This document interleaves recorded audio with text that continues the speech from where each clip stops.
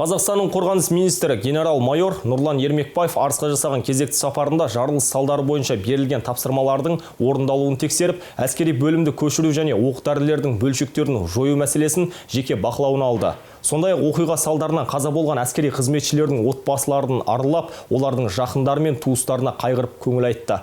Қорғаныс ведомствосының басшысы оқ-дәрілер мен қару-жарақтар қоймасын, әскери қызметшілердің далалық лагердегі тұрмысын, далалық басқару пунктіндегі жұмыс жағдайымен де танысты. Инженерлік бөлімшелерге қарайтын жеке құрамның нұсқаулықтарын тексерді. Сапар барысында оңтүстік өңірлік әскерлері қолбасшысының жұмыстары да ұйымдастыру туралы баяндамасы тыңдалды. Кейбір мәселелер бойынша шұғыл шешімдер қабылданды. Все подряд восстанавливать уже нет необходимости. Надо рассчитать, Руслан Анатольевич. Рассчитать, какая численность останется здесь после уже переноса арсенала. Там же намного сократится численность. Да. И для этой численности уже отремонтировать дома, которые в лучшем состоянии. А кого будем переводить в другие места населения службы? Зачем, допустим, эти старые дома, если мы отсюда будем людей все равно выселять, никто не будет жить. Зачем сейчас тратить деньги и восстанавливать?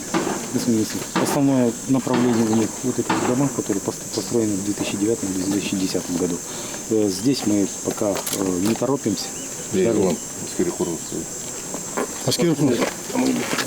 Надо вот выборочно, именно те, которые нам потом нужны будут дома, их восстанавливать. С учетом передислокации самого арсенала и сокращения личного состава.